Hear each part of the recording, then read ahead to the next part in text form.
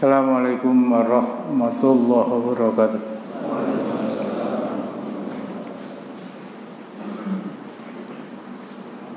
Innal hamdalillah nahmaduhu wa nasta'inuhu wa nastaghfiruhu wa nastahdihi wa natubu ilaihi wa na'udzu billahi min syururi anfusina wa min sayyiati a'malina. May yahdihillahu fala mudilla lahu ومن يضلل فلا هادي له وأشهد أن لا إله إلا الله وحده لا شريك له وأشهد أن محمدا عبده ورسوله يا أيها الذين آمنوا اتقوا الله حق تقاته ولا تموتن إلا وأنتم مسلمون يا أيها الناس اتقوا ربكم الذي خلقكم من نفس واحدة وخلق منها زوجها وبث منهما رجالا كثيرا ونساء واتقوا الله الذي تساءلون به والأرحام إن الله كان عليكم رقيبا يا أيها الذين آمنوا اتقوا الله وقولوا قولا سديدا يصلح لكم أعمالكم ويغفر لكم ذنوبكم ومن يطع الله ورسوله فقد فاز فوزا عظيما أما بعد فإن أصدق الحديث كتاب الله وخير الهدي هدي محمد صلى الله عليه وسلم وشر الأمور محدثاتها وكل محدثة بدعة وكل بدعة ضلالة وكل ضلالة في النار. Ikhwani fillah arsadakumullah. Ada persoalan yang saya merasa belum, wujudnya pertanyaan ya dari beliau Pak Adam, kemudian satu yang berada di sini Pak siapa? Saya merasa belum memberikan jawaban secara tuntas. Jadi janji untuk mengangkat kisah siksaan ya, yang diberikan oleh penguasa Abbasiyah Al-Ma'mun Al-Mutawakkil billah dan Al-Wafiq billah kepada Imam Ahmad ibn Hanbal. Terpaksa saya tunda untuk pekan yang akan depan. Insyaallah saya akan menyelesaikan tentang jawaban saya kepada ketika mau Pak Adam tadi di mana? Pak Adam tadi. Oh, assalamualaikum. Tentang hukuman bagi seseorang di dunia oleh penguasa berdasarkan syariat Islam lah begitu. Hukuman bagi seseorang, hukuman ini wujudnya hukuman di dunia bagi seseorang yang menuduh orang lain telah berselingkuh, menuduh seorang laki-laki berzina dengan seorang wanita. Ini karena tidak ada aturannya kecuali dalam bentuk pencemaran nama baik. Tapi khusus hukuman bagi mereka yang menuduh seseorang melakukan perselingkuhan sementara dia tidak bisa mendatangkan 4 orang saksi dan semuanya laki-laki, itu hanya ada di dalam syariat Islam.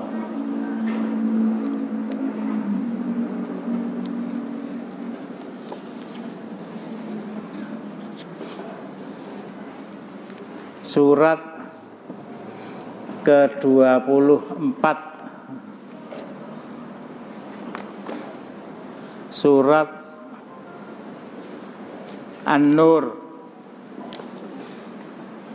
ayatnya 4. A'udzubillahi minasyaitonir rajim.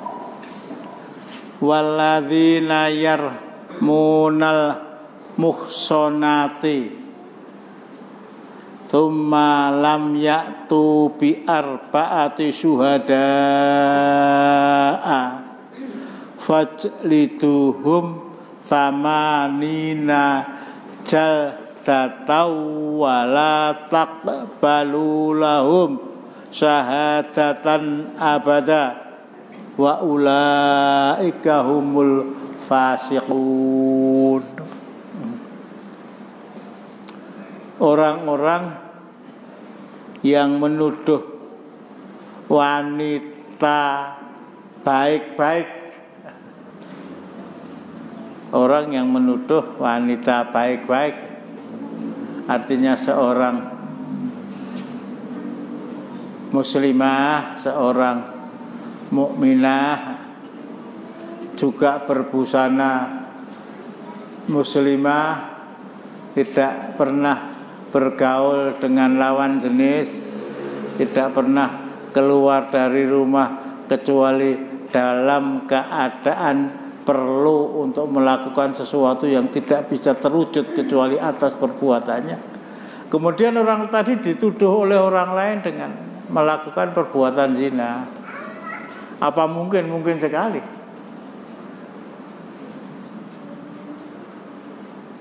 Apa mungkin seorang wanita yang berbusana muslimah, pakai jubah lebar hitam, tidak pakai cadar, kabeh nganggo cadar ya sekarang ya. Wong lanangnya nganggo cadar gitu. Apa mungkin dia itu melakukan perselingkuhan? Sangat mungkin. Sangat.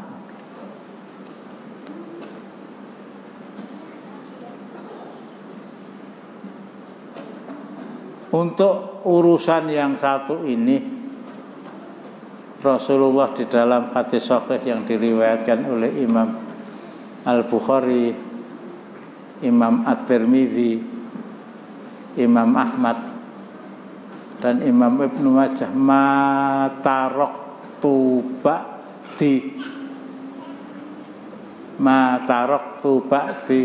fitnatan adarru ala rijali minan nisa.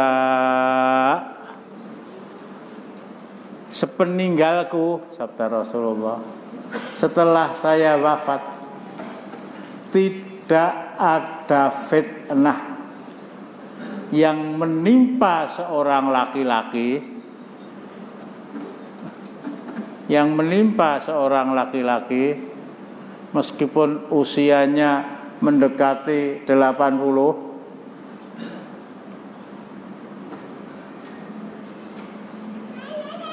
tidak ada fitnah yang terjadi sepeninggalku yang menimpa seorang laki-laki. Jangan ini ulangan wong Hindu. Assalamualaikum. Ya gitu. Itu ulangannya wong Hindu itu. Lah kok kiai lah, kiai Slamet e ra ngono kok.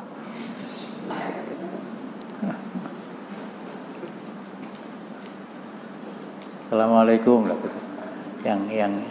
Yang lihat saya, yang jawab ya saya gitu ya. Nah, ketika saya sedang baca ayat 4 surat An-Nur tadi, ada di antara yang masuk kemudian Assalamualaikum, saya tidak boleh menghentikan bacaan saya hanya karena salah.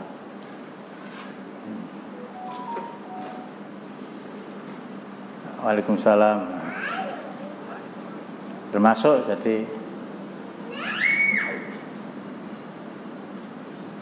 saya masuk ke masjid biasanya manggon neng kene biasa Hajar nggak masuk, nggak datang. Abu Habib, hah? Lukir toh. Otak.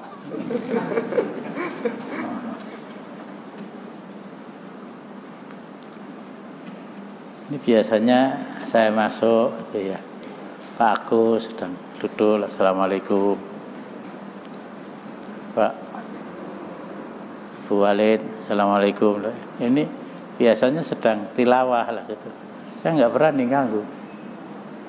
Bukan nggak berani takut sama dia, bukan. Takut larangan. Jangan sampai mengganggu orang yang sedang tilawah. Meskipun dengan ucapan salam bahwa saya masuk secara umum, assalamualaikum.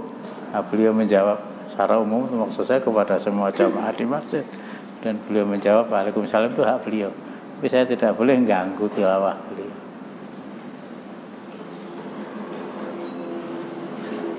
Waalaikumsalam warahmatullahi wabarakatuh.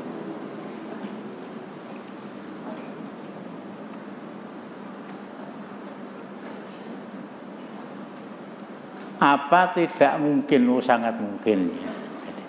Tidak ada fitnah yang terjadi sepeninggalku yang menimpa seorang laki-laki yang lebih berbahaya ador daripada fitnahnya seorang perempuan,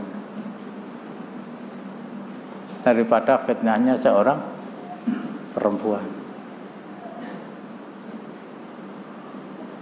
Mudah-mudahan masih ada yang ingat itu ya, kata-kata Maimun bin Mihran rahimahullah, li'an u'tamanna bibaitil mal ahabbu ilayya min an u'tamanna bil mar'ati.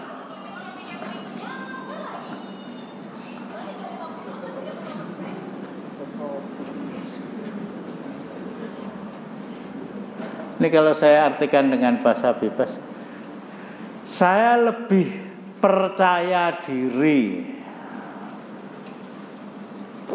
saya lebih, waalaikumsalam warahmatullahi wabarakatuh, saya lebih pede apabila saya diberi amanah untuk mengurusi baitul mal, uang gitu ya.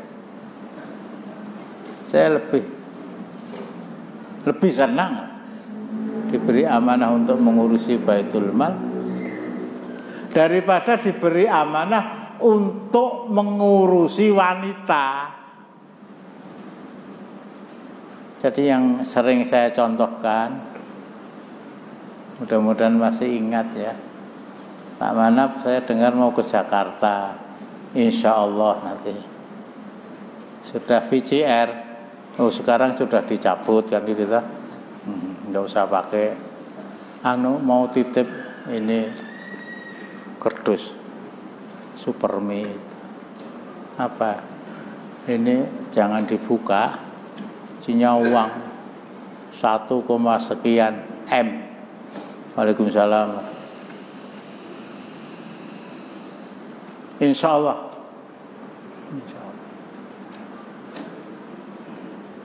Insya Allah ya. Menek decak miliati diadai kerdus Supermi sedeng rata. Mesti ra ning sing iso jawab. Soale urung tau weruh duit semono kuwi. Waalaikumsalam. Insya Allah.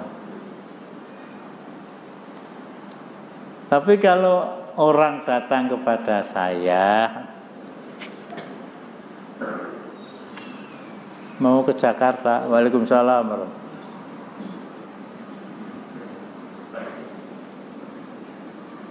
Iya,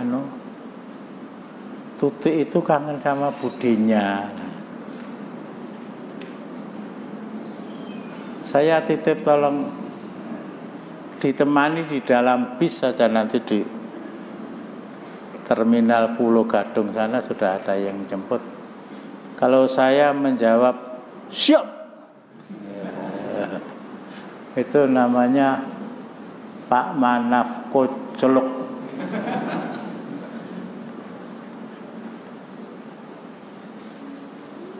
Iya. Bukan hanya sembrono itu ya. Bukan hanya sembrono, nantang arus.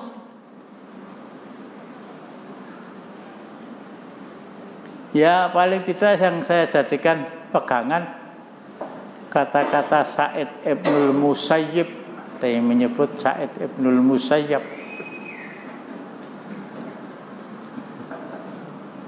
yang anak beliau ini seorang Amirul Mukminin fil hadits, mempunyai anak yang sangat cantik sampai penguasa Daulah Umayyah itu tertarik, Waalaikumsalam, untuk melamar dan dijadikan istri putra mahkotanya. Masya Allah, dilamar oleh seorang Amirul Mukminin untuk putranya yang wilayah kekuasaannya itu, kalau sering saya katakan, terbentang sejak dari Afrika Utara sampai Asia Tengah.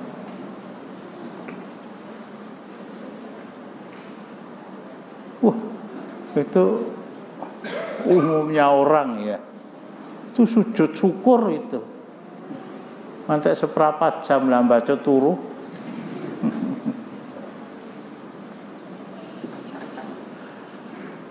Kalau Sa'id Ibnul Musayyib, anak saya yang sudah terbiasa bangun jam 3, masih gadis loh itu. Anak saya yang sudah terbiasa hidup mandiri, sholat di rumah, segala keperluan pribadinya, bahkan keperluan saya, keperluan ibunya, memasak, mencuci, menyediakan air hangat, dia yang menyediakan. Kalau dia menjadi istri seorang putra mahkota, lali kabeh. Itu kekhawatiran. Hadis sekian ribu hadis, Waalaikumsalam warahmatullahi, yang saya ajarkan kepada dia lupa semua. Yang dihafalkan biung ngembat, boyokku pegel, pijetono lah mungkin. Ditolak itu. Ditolak. Waalaikumsalam warahmatullahi. Bukan soal ditolaknya, tetapi saya ini Amirul Mukminin. Masa anak dia saya lamar untuk anak saya ditolak? Dan terus maunya tuh mau cari mantu kayak apa?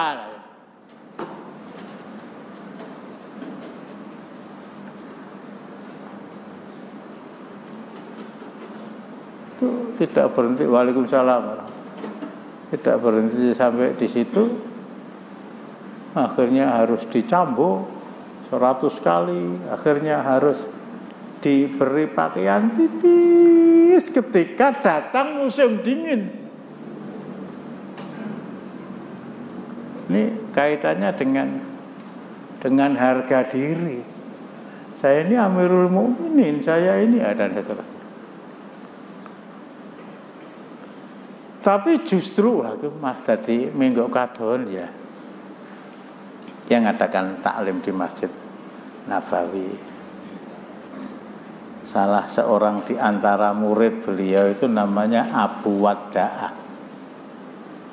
Saya nggak ada niat untuk menerangkan ini, tapi mudah-mudahan ini atas perintah Allah, sehingga maksudnya yang terdetik di dalam benak saya itu sesuai dengan yang dikehendaki Allah, ada manfaatnya. Tolong ukti, masuk ukti ya. Wong liya ra ning sing nyawang, lah aku nyawang ya.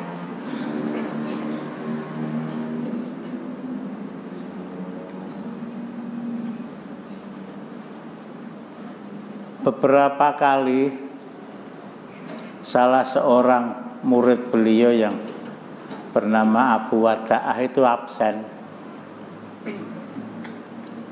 Sampai akhirnya dia masuk kembali dan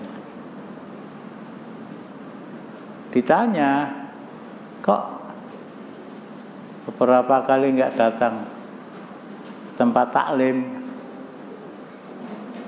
Nanu Kiai, istri saya meninggal. Ya, innalillahi wa inna ilaihi raji'un.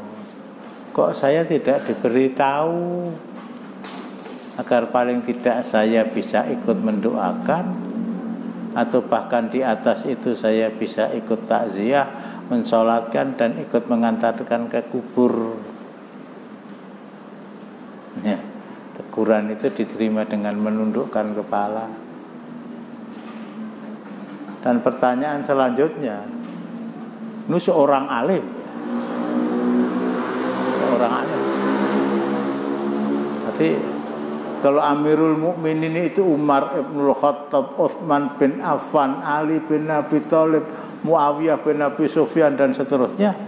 Ini Amirul Mukminin fil hadis. Itu betul-betul menguasai hadis Rasulullah. Wis tutuk-tutuk lho kono. Dadi kandhane ra keneng.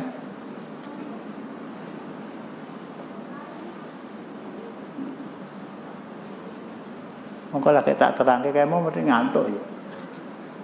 Tidak ada fitnah yang terjadi sepeninggal saya yang lebih berbahaya bagi laki-laki, termasuk yang isi pengajian ini laki-laki juga kok, dibanding dengan fitnah seorang perempuan. Waalaikumsalam kepadanya. Nah ini yang mau saya terangkan tentang Sa'id ibnul Musayyab itu Musayyab atau Sa'id ibnul Musayyab. Neng ya kok menggok tadi ya. Ditanya istrinya meninggal, kelanjutannya apa? Lah kepengen rabi apa urung? Ya tidak diterangkan proses atau kejadian matinya istri Abu Wada'ah dengan kembalinya dia ke taklim itu berapa tahun, nggak mungkin berapa tahun. Waalaikumsalam. Berapa bulan? Berapa bulan? Dan Sa'id ibnul Musayyab paham ya, paham betul tentang fikih muamalah, paham betul tentang kejiwaan seseorang. Tetapi yang ditanyakan kepada Abu Wada'ah tadi, lah kepengen rabi paurung.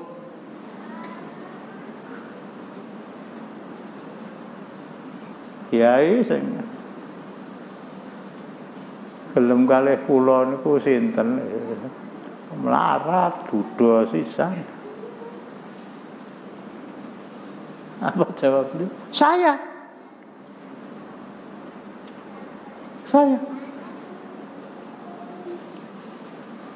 Dinikahkan betul.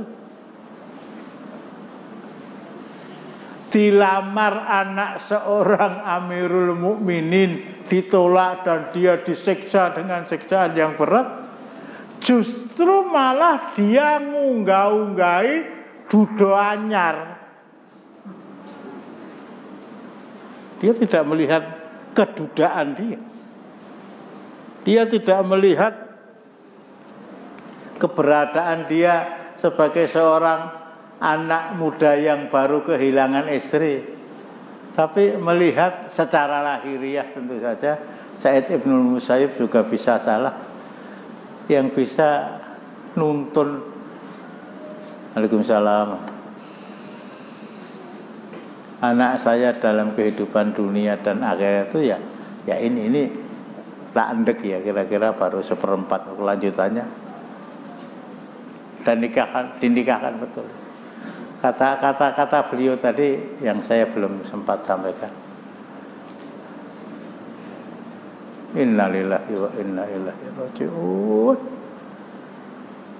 Wis ngateko ning kono. Ya ning ngopo to kuwi? Wis dikai nggon kok malah ucul.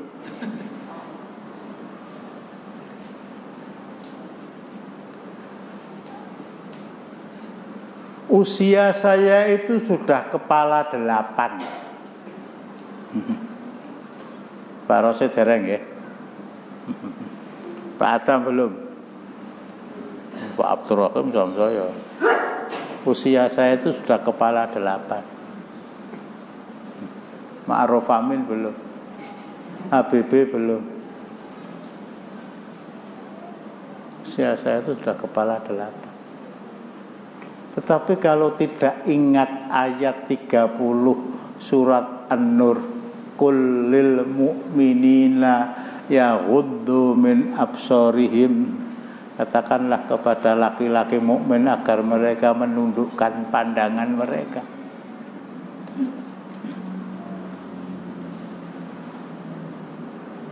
Ini kan tidak ada pembatasan usia. Maunya mata saya itu jelalatan tekan ngendi-endi. Jadi yang menyebabkan saya tidak melihat, artinya tidak mau melihat kepada lawan jenis, itu bukan fitrah keberadaan saya laki-laki.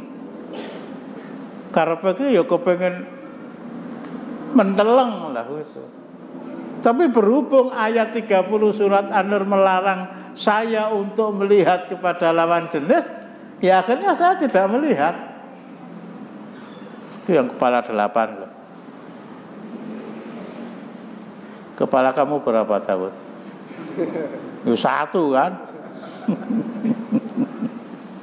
Ini berbahayanya.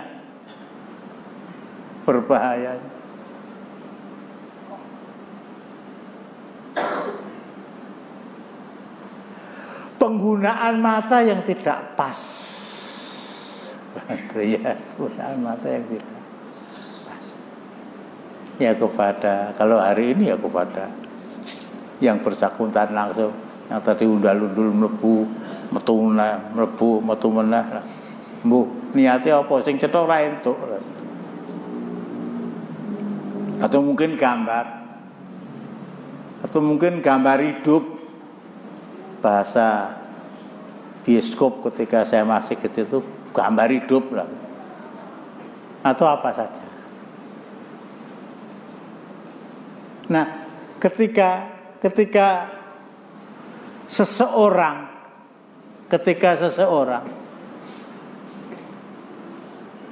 menuduh orang lain, dalam hal ini wanita, tetapi juga tidak tertutup kemungkinan kepada laki-laki bahwa dia telah berselingkuh.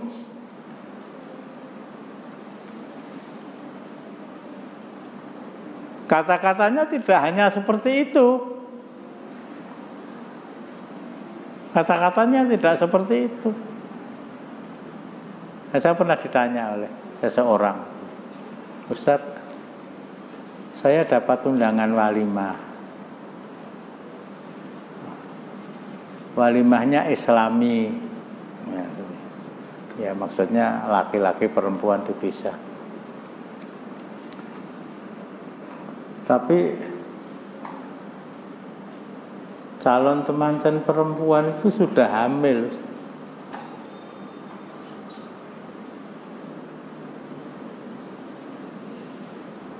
Ini berita yang luar biasa. Apalagi kalau diterapkan ayat 4 surat An-Nur tadi. Loh, kok sampean tahu? Ya kata orang. Orang tadi berani mengatakan bahwa calon temanten tadi dalam keadaan hamil bisa mendatangkan 4 orang saksi apa enggak? Apa jangan ikut-ikutan jadi wartawan kampung? Ancamannya dera 80 kali di depan umum. Tolong dibacakan lagi. Dan orang-orang yang menuduh wanita-wanita yang baik-baik berbuat zina, dan mereka tidak mendatangkan 4 orang saksi, maka deralah mereka yang menuduh itu 80 kali dera. Dan janganlah kamu terima kesaksian mereka buat selama-lamanya. Dan mereka itulah orang-orang yang fasik. Ayat 4 ini memvonis orang yang menuduh orang lain berbuat zina dengan 3 hukuman. Pertama didera, yang kedua tidak boleh diterima persaksiannya. Yang terakhir dan paling berat, mereka adalah orang-orang yang fasik. Meskipun kelanjutannya illal ladzina tabu mim ba'di dzalika wa aslahu fa innallaha ghafurur rahim. Kecuali orang-orang yang bertaubat sesudah itu dan memperbaiki dirinya, maka sesungguhnya Allah Maha Pengampun lagi Maha Penyayang. Pengampun kepada dosa dia, pengampun kepada dicabutnya hak menjadi saksi, pengampun kepada vonis Allah bahwa dia orang fasik. Tapi kalau tobatnya itu sebelum dia mencabut tuduhannya, diterapkan itu akhir. Diterapkan. Dari mana sampean tahu kalau dia hamil? Wah, tuh wong sak kampung pun ngerti kabeh kok Ustaz. Jangankan sak kampung, ya sak negara harus mendatangkan 4 orang saksi. Ini hati-hati loh, hati-hati. Kita mendengar berita seperti itu, jangan terus malah memviralkan, jangan kemudian menjadi penyambung lidah pembawa berita pertama. Harus ditegur, fal yughayyir biyadih fa illam yastati' fa bilisan, ditegur dengan tangan kamu, enggak bisa dengan mulut kamu. Jangan sembarangan akhir. Jangan sembarangan. Nah, kecuali gitu ya, kecuali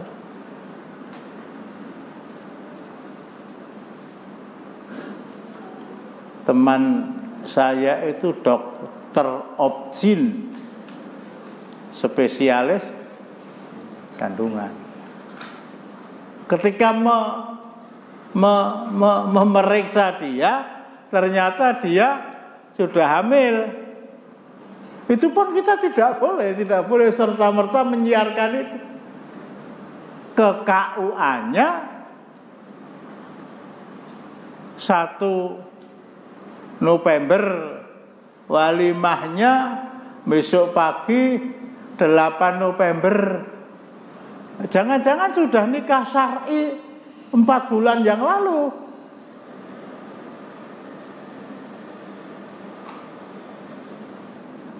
Ini sangat terbuka kemungkinan itu. Timbangannya kerutak-kerutuk, kok kerutak-kerutuk, ubiang-ubiang cah loro. Saya nikahkan sekalian.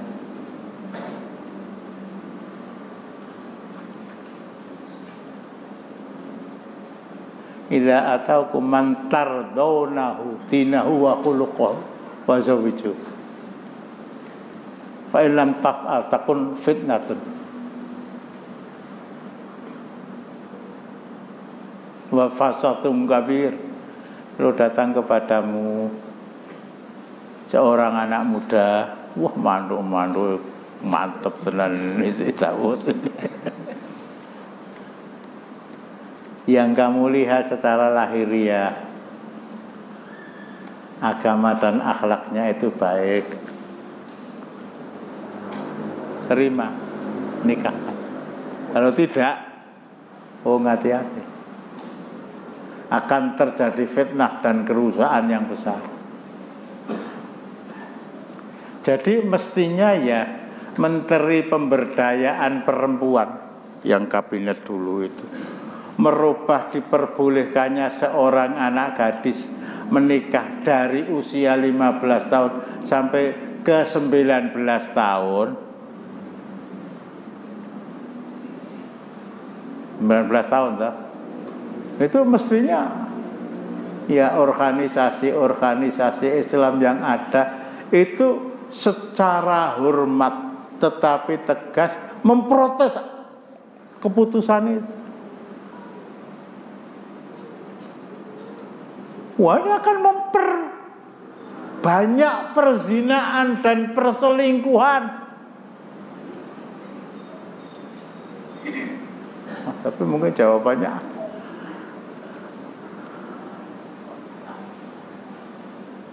zaman koyo ngene kok eneng wong meteng ora nikah, goblok. Apa tidak tahu bahwa alat kontrasepsi itu dijual secara bebas di apotek-apotek gitu. Mau beli Dzulqarnain ini, Dzulqarnain bukan dia. Itu datang itu. Itu apa, Dek? Tumbas kondom. Nggawa vaksin ora. Bukan ditanya vaksinnya. Bebas dijual, bebas itu. Beli alat kontrasepsi dijual bebas. Ini ya Allah, ini masalah-masalah itu sangat pekat di kalangan umat.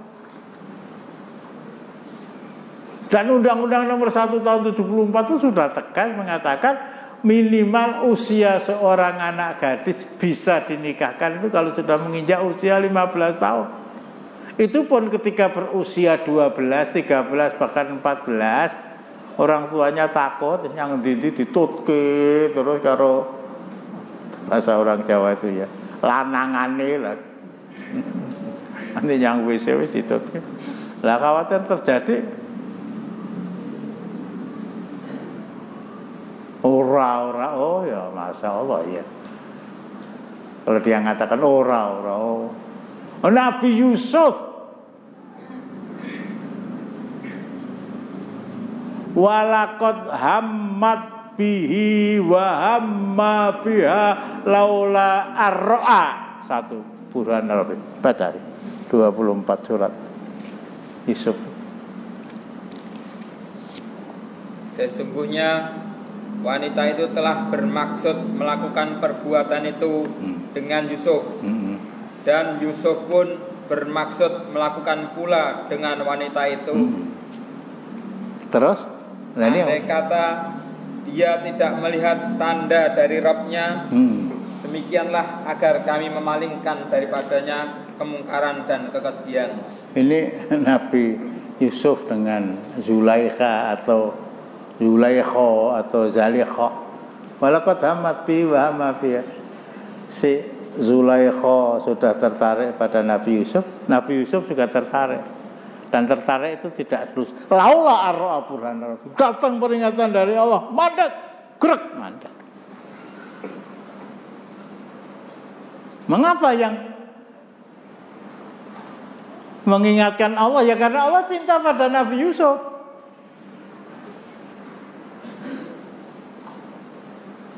Kalau kita suatu ketika terjebak seperti itu dan bisa membatalkan, mudah-mudahan Allah mencintai saya seperti cinta Allah kepada Nabi Yusuf. Meskipun cinta Allah kepada Nabi Yusuf itu sekian kali lipat daripada kecintaannya kepada saya.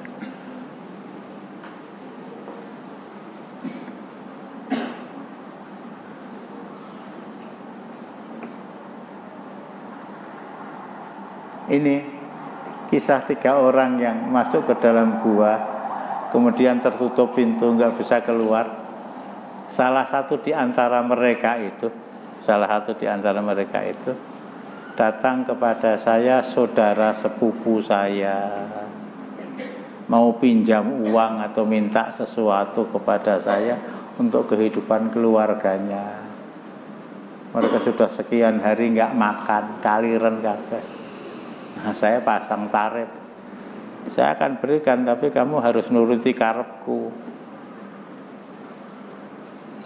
Nah, daripada bapak saya, adik saya, ibu saya mati, ya wis piye men.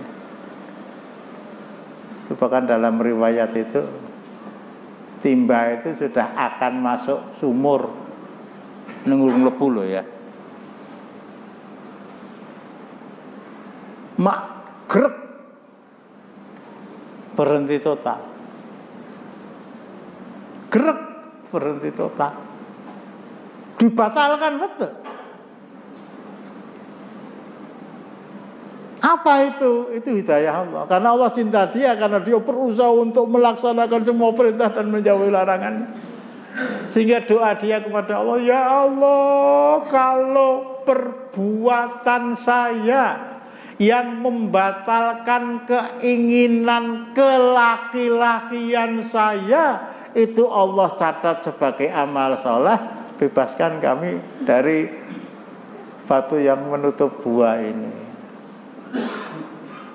Tapi pada dasarnya lanang wedok ki kaya geni karo bensin.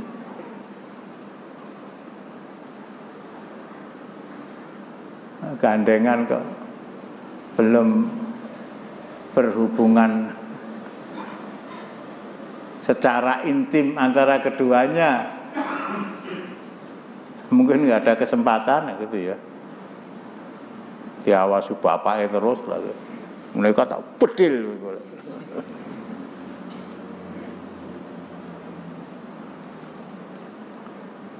Nah di sini orang yang menuduh orang lain harus mendatangkan 4 orang saksi.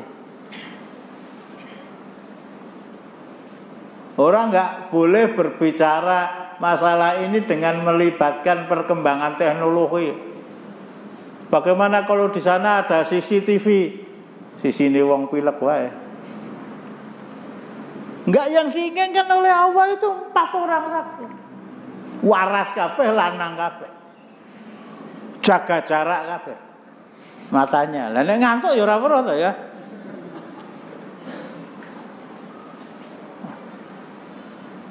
Mudeng jaga jarak Pak. Hah? Ini lo hitep dhuwur karo hitep ngisor itu jaga jarak gitu. Nek ketemu kan ngantuk toh.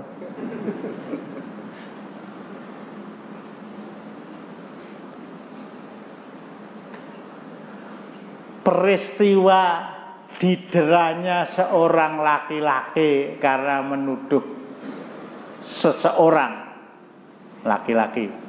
Laki-laki pertama namanya Mughirah bin Syu'bah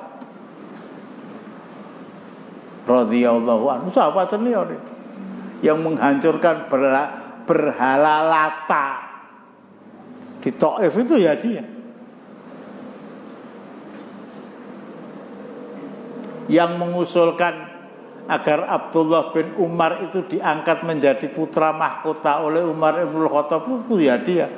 Tapi Umar ibn Khattab kose ngenteni pemilu kok takone daftarke enggak tendang itu sih. Mughirah bin Syu'bah. Dia menuduh seorang sahabat bernama Abu Bakrah. Abu Bakar sudah meninggal, Abu Bakrah. Kepada Umar bin Khattab, kamu bisa mendatangkan 4 orang saksi.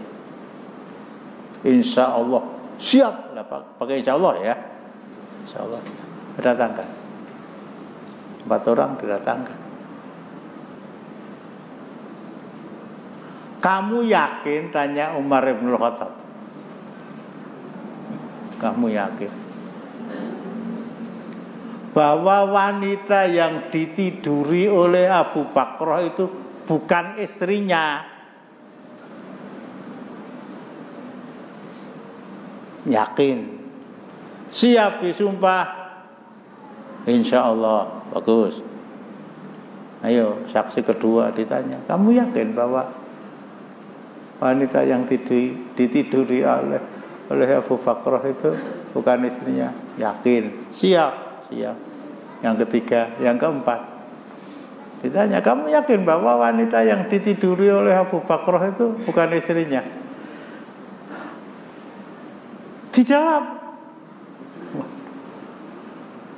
saya ragu-ragu Amirul Mukminin. Suasananya gelap, tur kula ngantuk lah. Kira-kira ya orang normal ya melihat gitu ngantuk itu. Saksi yang dituntut oleh surat An-Nur ayat 4 itu harga mati loh ini. 4 orang. Dan semuanya laki-laki. Tidak bisa diganti 8 orang perempuan. Tidak bisa diganti 1 orang laki-laki 6 orang perempuan. Gak bisa.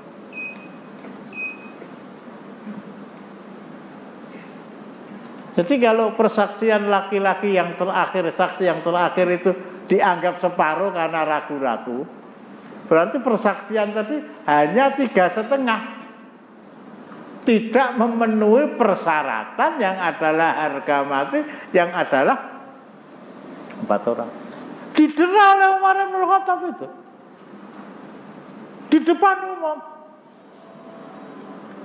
Padahal ini sahabat senior.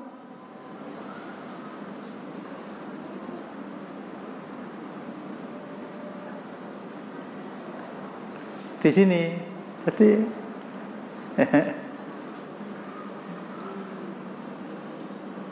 kita berusaha untuk tidak mudah-mudah menyiarkan berita yang berkaitan dengan masalah. Kata seandainya data yang disampaikan kepada kita itu data dari seorang dokter, persoalannya bukan hanya terbatas ke sana, tidak hanya terbatas ke sana. Kelanjutannya ayat 5 ayat 6 ya.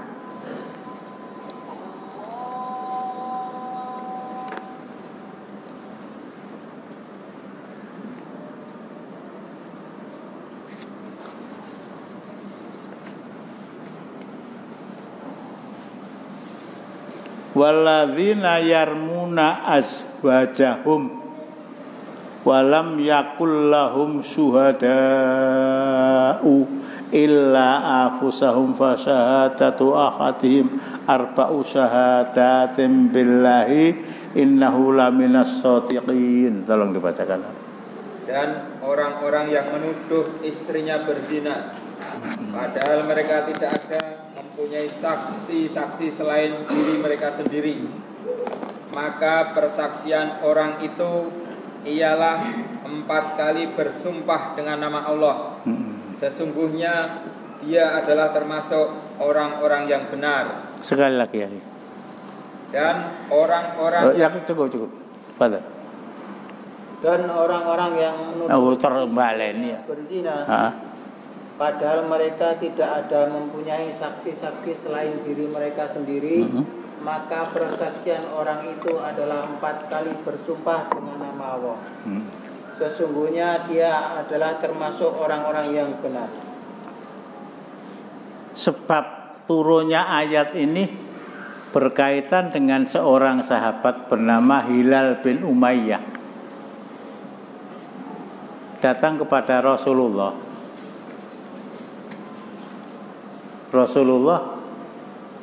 Istri saya telah berselingkuh dengan laki-laki lain.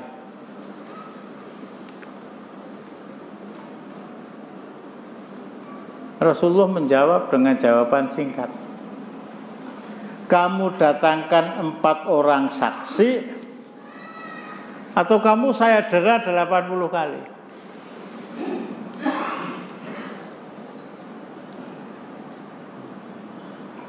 Tidak pandang bulu.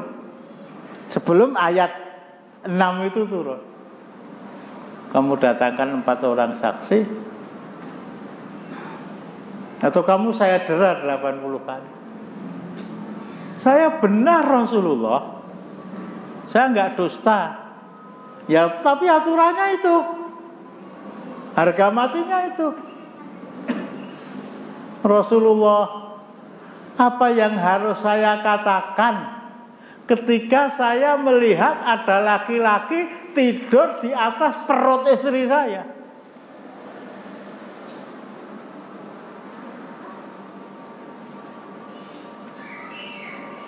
Masa saya harus undang Pak RT dulu?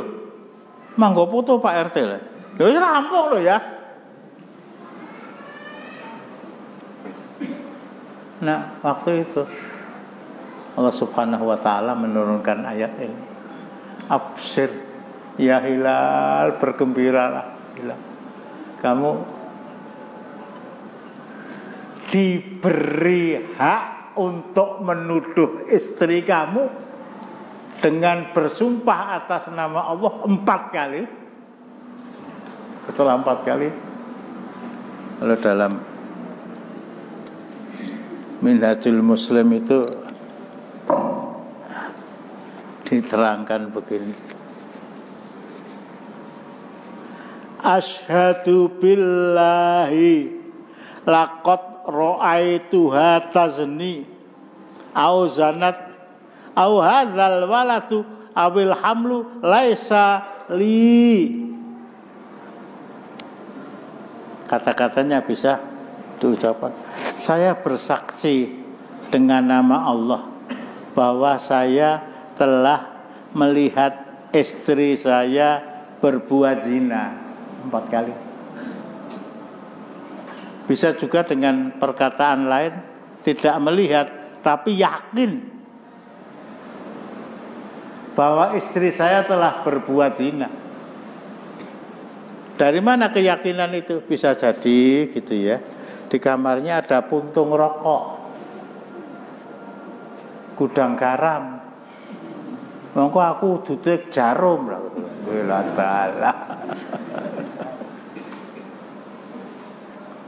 Itu. Dan saya lihat ada air yang kental yang ketika saya pegang itu kelet tangan saya di sana. Memang tidak melihat, tapi ada bukti begitu ya. Ada bukti yang dia yakini. Atau dia tidak melihat, atau dia tidak membuktikan, tidak bisa membuktikan bahwa istri saya telah berbuat zina. Au hadzal waladu awil hamlu laisa minni. Bayi yang dia lahirkan ini atau kandungannya itu bukan anak saya. Lah tak tinggal 2 tahun. Enggak pernah ketemu sekali, sama sekali. Lah kok bisa hamil gitu loh. Bisa jadi itu. Anak ini bukan anak saya. Ketika saya pulang mungkin bekerja di Malaysia atau di usianya sudah 1 bulan. Padahal saya meninggalkan dia selama 1 tahun.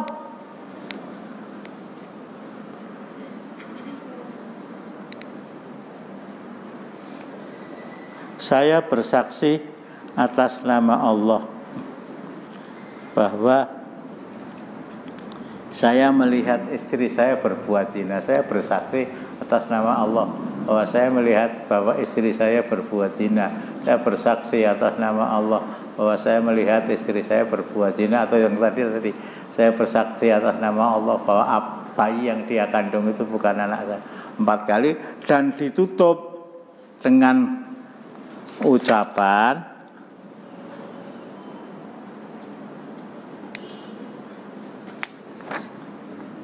wal khamisatu, sumpah yang kelima, anna laknatullahi alaihi in kana minal kadhibin, dan sumpah yang kelima, dia sanggup mendapatkan laknat Allah apabila dia dusta.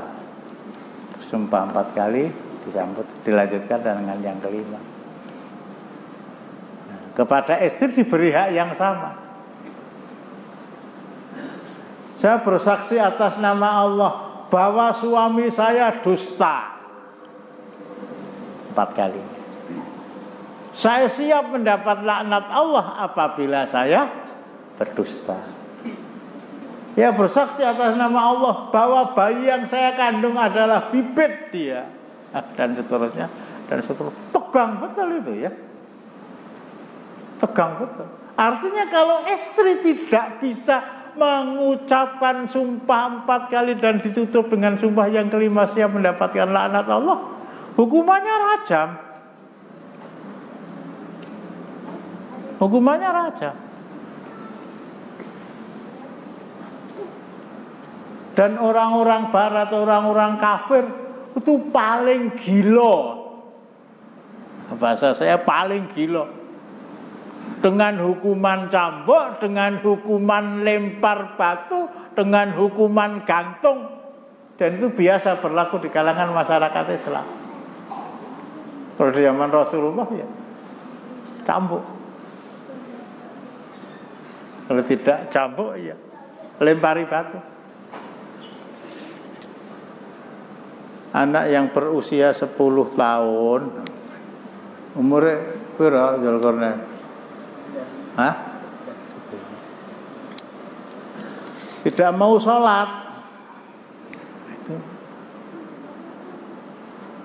Badribuhum, pukul Imam Muhammad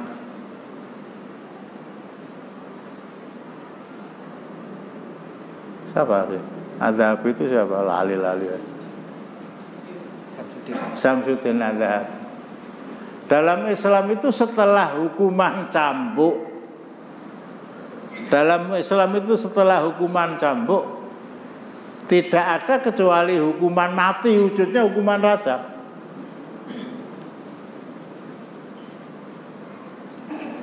Ini gila betul. Salah seorang pembesar Saudi suatu ketika ya sekitar 5-6 tahun yang lalu datang ke Inggris itu didemo oleh masyarakat Inggris, tentu saja masyarakat Inggris yang kafir. Menuntut supaya hukuman cambuk, hukuman rajam itu dicabut dari negeri Anda, itu enggak manusiawi.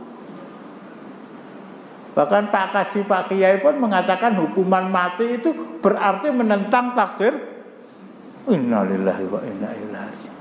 Bolehmu golek ayat kau ngerti to yi lah gitu.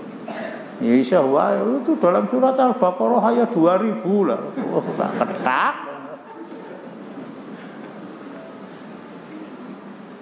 Di Indonesia itu ada namanya Hati. Suatu organisasi namanya Hati, yang dirikan mantan wakil presiden dan mantan menteri luar negeri. Ada Malik. Apa Hati itu? Hapuskan hukuman mati. Itu tidak manusiawi, itu bertentangan dengan takdir Allah. Lah Allah yang nakdirkan orang tadi harus mati dengan dihukum mati kok malah menyalahkan. Sinawa akidah.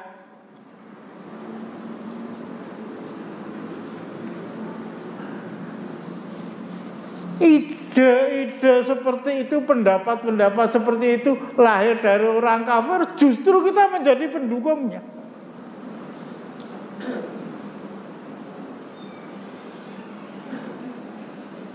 Ada yang tertinggal ya tadi, dicambuk atau dirajam atau dipenggal kepalanya. Dipenggal kepalanya.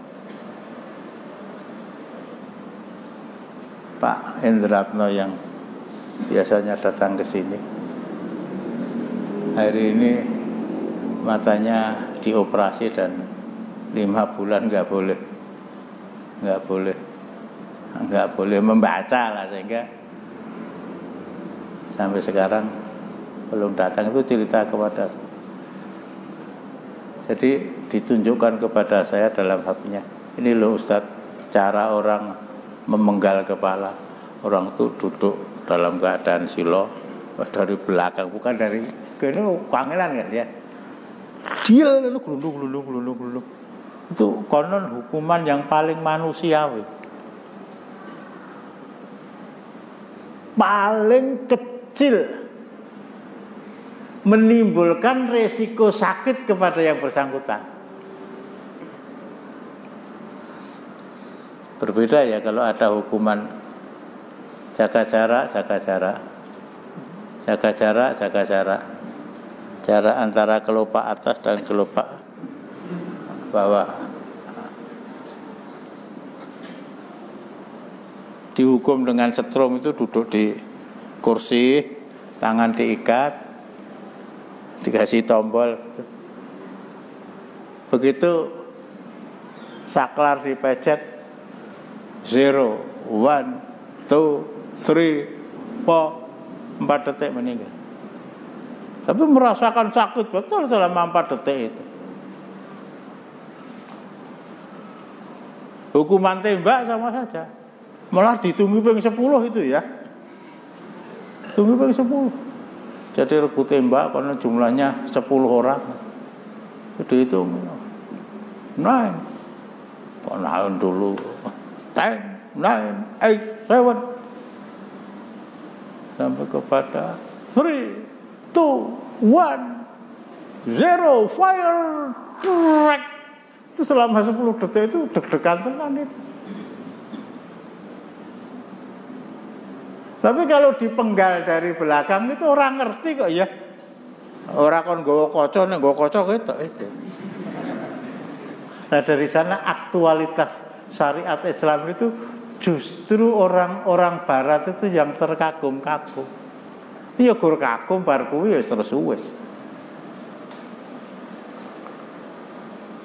Ini mendatangkan 4 orang saksi kalau dia seorang suami kepada istrinya dengan bersumpah menggunakan nama Allah. Istri boleh mengkanter apa yang disampaikan oleh suami. Suami saya bohong, demi Allah suami. Nah akhirnya keduanya dipisah. Tidak boleh balen, tidak boleh saling menikah kembali,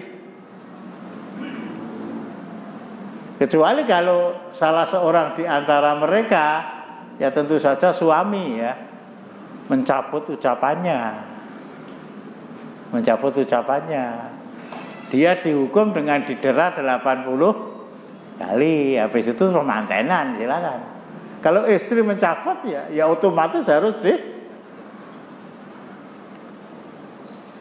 dirajam. Sampai di sini. Jadi pusing tuh aku rum. Apa Abu Dzulqarnain. Assalamualaikum warahmatullahi wabarakatuh. Waalaikumsalam. Ini pertanyaan dari jamaah Masjid Agung Wonogiri yang enggak ada hubungannya dengan ini. Pertanyaannya, Ustaz, suami saya itu sering sedekah, tapi sedekahnya itu lain. Nah, gimana itu? Sedekahnya itu sama janda. Innalillahi. Wis aja ditakok kowe. Dia memberikan kios, toko, diberikan semua modal. Nah itu tidak sepengetahuan saya. Kemudian yang saya tahu diberikan tahu oleh orang di sekitar situ lah. Padahal suami saya juga imam di masjid tempat kami. Pertanyaannya, apa tindakan saya? Tempat membuat pusing. Yang sedang rame hari ini ya, itu kan itu loh, apa namanya, pinjaman, namanya apa itu, pinjol. Itu sampai ada seorang wanita di Wonogiri bunuh diri karena, ya semuanya pernah dengar ya. Cuma mungkin kalau saya nganalisa agak berbeda. Kok sampai seorang wanita bunuh diri karena pinjol tadi, dan uang yang dipinjam itu konon mencapai di atas 50 juta. Wong wedok utang nyanggon pinjol 50 juta kok ngantek bojone ra ngerti itu loh. Ini persoalan besar ini. Ini persoalan besar. Ya bahwa akhirnya itu ada yang mengatakan persoalan suro sapar mulut besar, suro sapar mulut ya terserah ya. Ini jadi suasana keharmonisan rumah tangga di bawah naungan syariat Islam itu, saya tidak katakan luntur, tetapi sudah semakin dijauhi. Ya gitu. Nah, sedekah dalam sampai kok kios ya diberikan kepada seseorang dan dia janda, itu ada apa? Nah itu ada apa? Kalau ayat yang mungkin pernah saya angkat ya, surat ke 74 itu, ya ayyuhal muttatsir qum fa'anzir wa rabbaka fakabbir wa thiyabaka fatahhir wa rujza fajr wala tamnun tastakthir, wala tamnun tastakthir.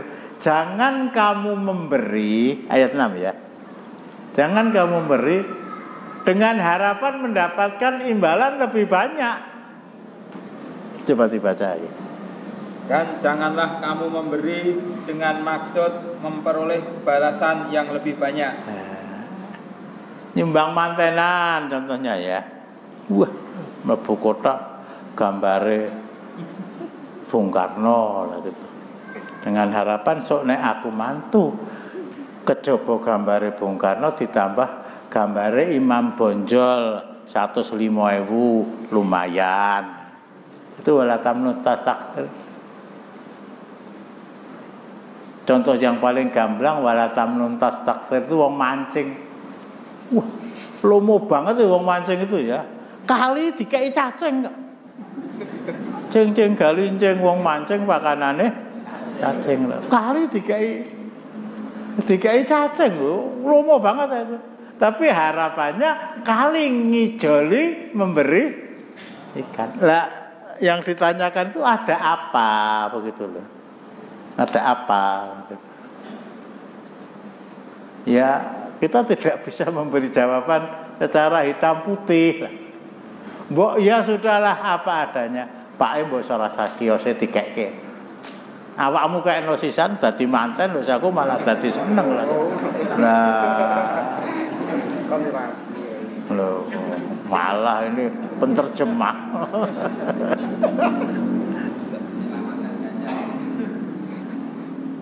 Jadi kalau saya baca itu Abu Bakar itu nikah ya sampai 4 kali. Ini untuk kasus beliau ya. Aja nek aku tak melu-melu bukan. Umar Ibnul Khattab itu nikah sampai 7 kali. Ya bukan saya ngatakan ini sesuatu yang biasa-biasa saja, tetapi jangan sampai dipersoalkan menyebabkan orang melanggar syariah hanya karena berusaha bagaimana caranya suami saya itu agar tidak mafna. Nah, akhirnya ndelek-ndelek itu tadi. Jangan-jangan yang disedekahkan bukan kiosnya, yang lainnya juga. Itu ora mungkin dikai kios terus dijawel terus. Wah, ojo jawel-jawel aku enggak. Kok gur dijawel to Mas, lah mungkin malah.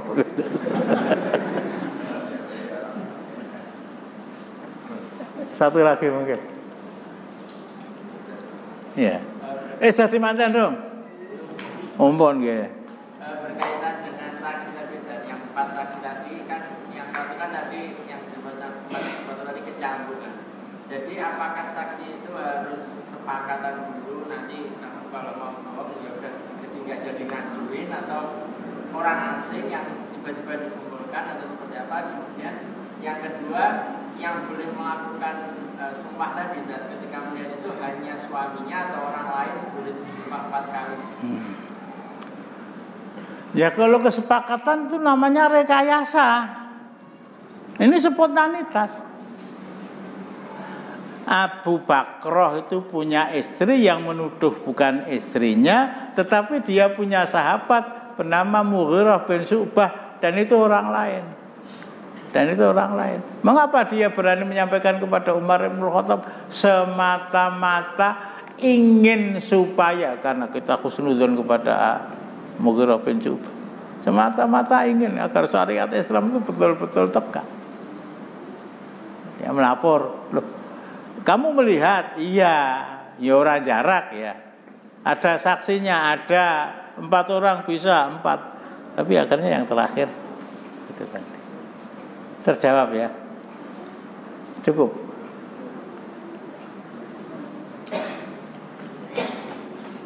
Telatan itu takon. Ini saran dan solusi gimana ketika seorang laki-laki secara fitrah menyenangi ya perempuan dan laki-laki tersebut sudah punya istri dan zakat ya.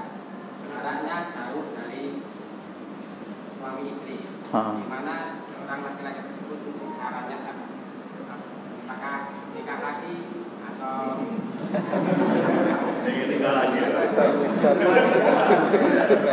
ojo buka wati. Padune wong kuwi. Jadi tolong secara singkat. Pertanyaannya tadi diulang secara. Atau saran ketika jarak jauh dari istri. Oh. Iya. Ya kalau memang masih bisa menjaga diri ya silakan.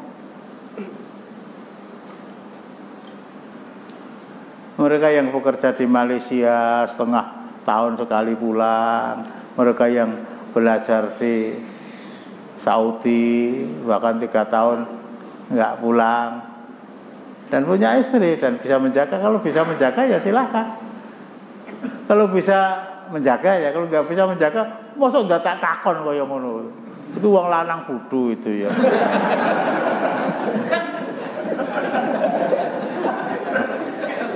Ada cerita 2 orang dosen ya.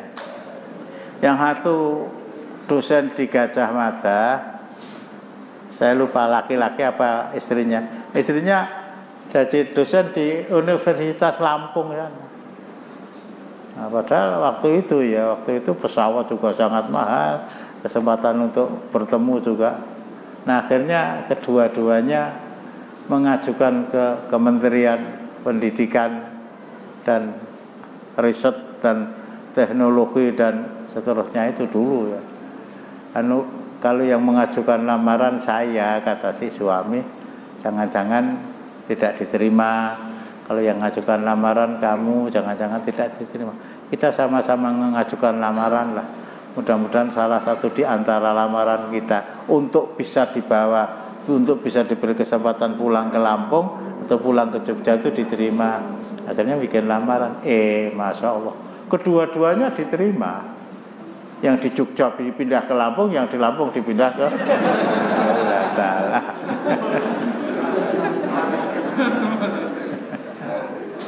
Dari sinilah ya, memang dalam Islam itu pada hakikatnya kalau saya berbicara, dan ini bertentangan dengan realita di kalangan masyarakat, apalagi masyarakat Solo Jogja. Waqorna mayutla fi buyutikunna dan seterusnya, surat Al-Ahzab 33. Dan itu sesuai dengan Undang-Undang Nomor 1 Tahun 74. Nanti kalau pulang coba di belakang akta nikahnya itu kan ditulis, laki-laki adalah kepala rumah tangga, tugasnya di luar rumah. Wanita adalah ibu rumah tangga, tinggal di rumah. Lah itu resiko menjadi wanita karir itu seperti itu. Apalagi yang istrinya jadi menteri, jadi masya Allah, aku wani bedhek itu wong paling rekoso itu. Arep ngombe kopi le gaweke ya pembantu. Arep madang sing ngancani ya kucing. Betul ya. Jadi mesake ojo diangkat. Apalagi menjadi anggota DPR gitu ya. Saya enggak mengatakan ketua loh, kalau ketua malah darane nuduh nanti. Cukup ya Ki ya. Kita masih ada sedikit persoalannya kan. Saya sampaikan, jadi pekan depan meneruskan ini. Kita akhiri dengan doa kafarah majelis subhanahu. Assalamualaikum warahmatullahi wabarakatuh.